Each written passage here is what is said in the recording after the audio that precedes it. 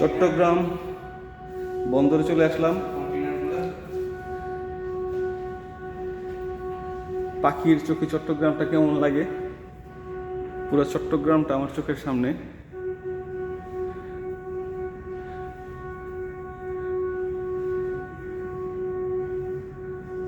আমরা এখন প্রায় 15 তলার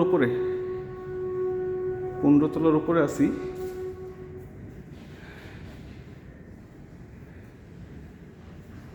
এটা হচ্ছে চট্টগ্রাম আন্তর্জাতিক নৌবন্দর। বাংলাদেশের পোশাক রপ্তানি, আমদানি অথবা অন্যান্য পণ্য আমদানি রপ্তানি সব কিছু এই পোর্টের মাধ্যমেই। সিংহভাগ বেশি অংশটা ইম্পোর্ট এবং এক্সপোর্ট হয়ে থাকে। ওই যে চট্টগ্রাম নগরী দেখা যাচ্ছে দূরে, ওই যে দূরে এই যে কর্ণফুলী নদী।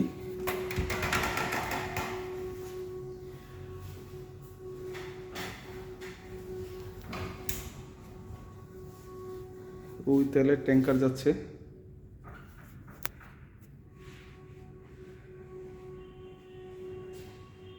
অনেক উচ্চতার মধ্যে আছে আমরা। আসলে এখান থেকে সরাসরি দেখলে বোঝা যায় যে কত সুন্দর একটি স্থান। সব কিছু সাজানো গোছানো, স্থবিরতা, নীরবতা।